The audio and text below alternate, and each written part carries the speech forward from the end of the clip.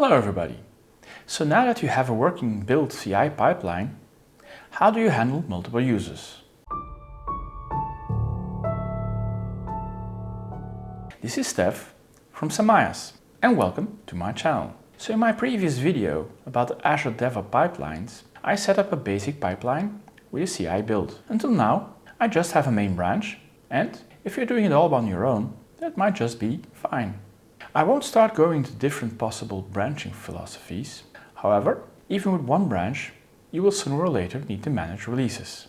On the development side of things, you could use a feature branch with one main stable branch. For a small team, that might just be the simplest solution. Then depending on who is doing what, developers might own their own feature branch. We do already have a CI build, but if the first user checks something in and it doesn't build or the unit test fails, if before the issue is fixed a second user doesn't get latest, he receives a broken version.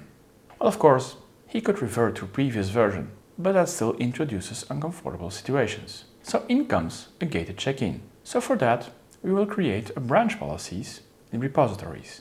And there, the goal is to first run a CI build before allowing a merge, and this happens during a pull request. So what is a pull request? A pull request is created when a developer wants to merge code from his source branch into the main branch. The pull request provides a platform for peer review, automated checks, threaded discussions, and tracking related work items before changes are approved. Now, of course, depending on the size of your team, some of those features makes more or less sense. So let's dig in.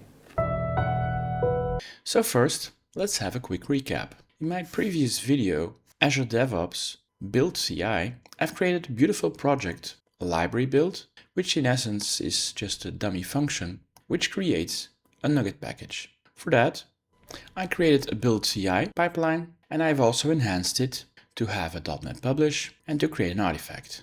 And in my task group, I created a .NET restore, a .NET build, a .NET test. I generate a report based on the code coverage. I publish that report. I generate a report about unit tests, and I run SonarQube. And then finally, currently my repo has one branch, the main branch. And so currently, in my Visual Studio, as you can see, I'm working on the main, and if I want to add or modify something, I just type on top. I have a possibility to save. I type test commit, and I commit it, and I push it.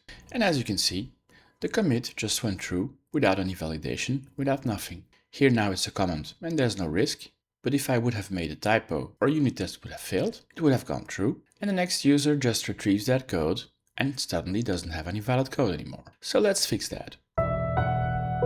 So now, my build CI is not completely just a build CI, because it also does a .NET publish and it publishes the artifact. So the first thing we're going to do is we're going to clone it. And the second build we're going to create of that, and we're just going to call it normal build. In the build CI, we're going to remove the .NET publish and the publish artifact. And so now we have two pipelines. The web build pipeline will be run on our main branch, and the web build CI will be run to validate our check-ins. So in comes the branch policy. Under our library build repo, we go to branches, and currently we only have one branch. We have the main branch. And on the right side, we have branch policies. And then this window opens. So in the branch policy screen, you have a number of interesting policies based for the branch policies, but we'll first concentrate ourselves with the build validation. And in the build validation, you click the add, and then you need to choose the pipeline build which you're going to use. And I'm going to use the demos library build CI pipeline. We could also filter for specific subpaths to only be activated then, but in this scenario I want it for everything. The trigger is automatic, the policy is required, and the build validation expiration is 12 hours. So let's save that. When you come back, then you have a nice little icon, branch policies, which means they're active. So now I'm back in my Visual Studio, and let's do some more modifications on the main branch. Let's add some more comment, let's try to commit. Seems to be working, let's try to push, and here we get an error. Now unfortunately, the error isn't clearly shown inside Visual Studio. If on the other hand, we try git push in the command prompt, we get more info. And here it clearly states that pushes to this branch are not committed, and you must use a pull request to update this branch. So our first modification is a success. Nobody can commit anything anymore directly to the branch. And now I'm back in my Visual Studio. The easiest way to get rid of the commit directly on the main branch was just to scratch my local git and restart. I still want to make the modification, and so first on main I'll create a new branch. And so on main I open my branching and I click new branch and I give it a name. And so I create my comment feature branch based on my main. So I added some comment on top of my class and I'm ready to commit that. And so now I'm committing some extra comment to my feature branch. Commit is working and I can push it, and the push has worked. And so now when I'm back in my Azure DevOps, under my repo branches, I first have my main branch, which is secure, and you can see a new comment feature branch. And you can see here there's a modification to be done. And so I go to pull requests, and under pull requests, I currently have no pull requests. So I'll create a new pull request. And as a source branch, I choose my comment feature. I'm going to integrate that into the main branch. As you can see out of the box, it takes over the comment from one commit. If we go to files, it clearly shows you the number of files which are modified and what is exactly modified. If we go to the commit, we can clearly see here there's only one commit. Now we can combine a number of commits and only to create a pull request, depending on the time which is needed for you to finish your feature request. Sometimes that might just be a bug fix and you might just have one commit. Sometimes your feature might be quite large and you could have dozens and dozens of commits. And in description you can go much more detailed for logging. If you're in a corporate environment with a lot of different things, it's always handy to explain exactly what your pull request and or your feature is doing. You can also assign a number of reviewers. For simplicity here and on the branch policy and here, I'm excluding that. And then also you can attach a work item which exactly describes the feature or subfeature you're working on. And then finally, you can include a tag if it's needed. So let's create a pull request. And as you can see, your pull request is created. And the first thing it's doing is running the build CI pipeline on your branch, just to see that everything is building, that all unit tests and code coverages are working. On the right, we have a number of reviewers. We could still add reviewers. Depending on your branch policy, you might have a number of required reviewers and a number of optional reviewers. And again, you can still add work items and tags. And so once this build is succeeded, only then can we accept and approve pull request. However, on the right side, we have the possibility to review. And as we go into detail, and if we do assign some users to validate your code, everybody can already start to comment on those things and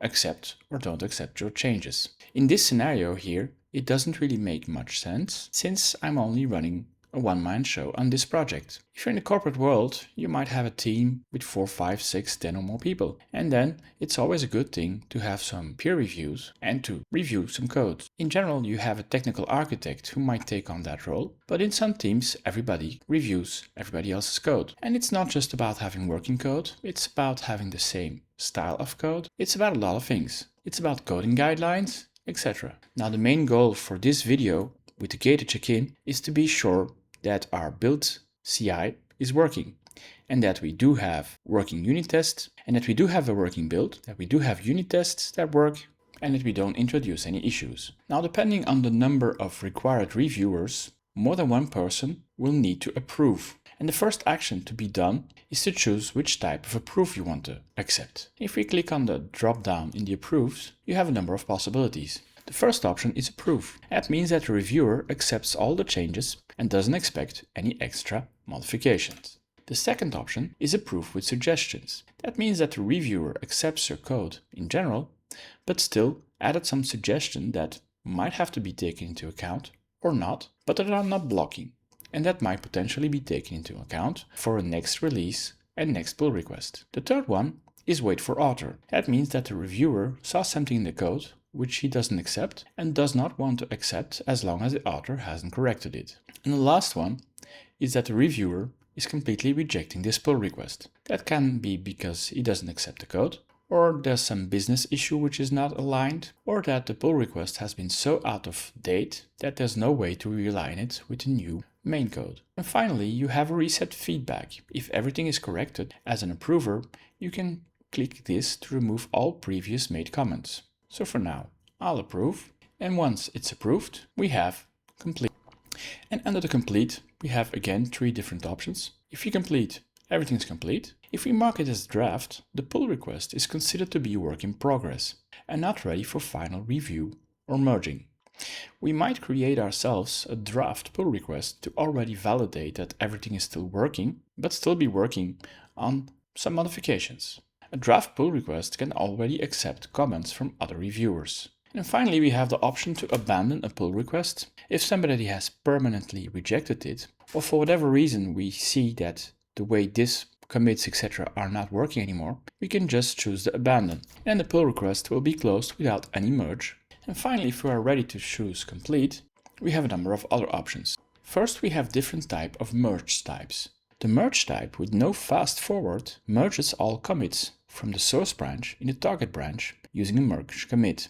The history of both branches is well preserved and a new commit ties well together. In this way, you maintain a complete history between all commits. In general, this will be the most likely option taken. A squash commit is a process of combining multiple consecutive commits into a single and unified commit. In my current example, I only have one commit. Choosing smash commit won't make an impact. However, if I have a feature branch with loads of commit, by choosing the smash commit, I reunify all those different commits into one single and big commit. If we do want to regroup our commit as one and we have a lot of minor commits, a smash commit is an option to regroup it as one big commit. In a later phase, that might create a better readability about what is regrouped in a specific feature. A rebase and fast forward in a Git workflow first moves or rebases the commit from one branch into the latest commit of another branch and then merges them using fast forward merge.